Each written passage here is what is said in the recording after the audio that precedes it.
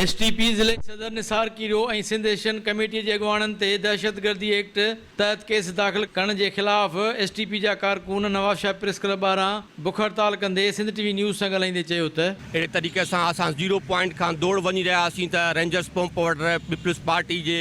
उन्हनि माण्हुनि असांजी रस्ता रोक कई ऐं हवाई फायरिंग कई जेको आहे सो उन खां पोइ असां जेको आहे सो उन्हनि उल्टो असां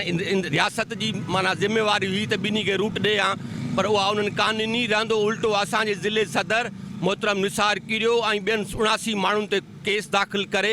ऐं असांजे ख़ालिद हुसैन राऊ खे घरां गिरफ़्तार कयो आहे, कुर्बान महर खे गिरफ़्तार कयो आहे ऐं असीं ही नवाब शाह तालके तरफ़ां इहा पुरज़ोर अपील था कयूं त उन्हनि खे फौरी तौरु आज़ादु कयो वञे। जेको 0 पॉइंट नवाब शाह खां जॾहिं रेंजर्स पैंप ते पहुतासीं त उते पीपुल्स पार्टी जा गुंडा बीठल आहे जेके रैली जे मथां हमिलो करे ॾिनऊं ऐं ज़िले अॻुवाण मोहतरम निसार कीरियो ऐं ॿियनि अॻुवाणनि तां जेके कूड़ा केस दाख़िल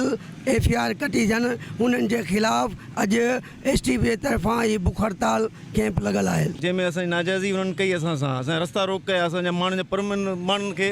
असांजे माण्हुनि खे उन्हनि खे टार्चर कयो जंहिं हिसाब सां उन खां पोइ असांजे ज़िले सदर 29 माण्हुनि ते FIR ऐं 50 नामालूम ते FIR माना दाख़िल कयूं था इन लाइ असां मज़म्मत कयूं था ज़िले सदर ते असांजे ॿियनि उहिदेदारनि ते हिननि FIR कूड़ियूं कयूं इन्हनि जे मुतालबो था कयूं था असां चवणु आहे त रैलीअ जे मथां फायरिंग कई वई असां ते तशदुद कई वई केस बि असांजे अॻुवाणनि ते दाख़िल कया आहिनि जेके ख़तमु कया वञनि। कैमरामैन रफ़ाकत ताराई सां गॾु ज़ुल्फ़कार ख़ासकिली सिंध TV न्यूज़ नवाब शाह।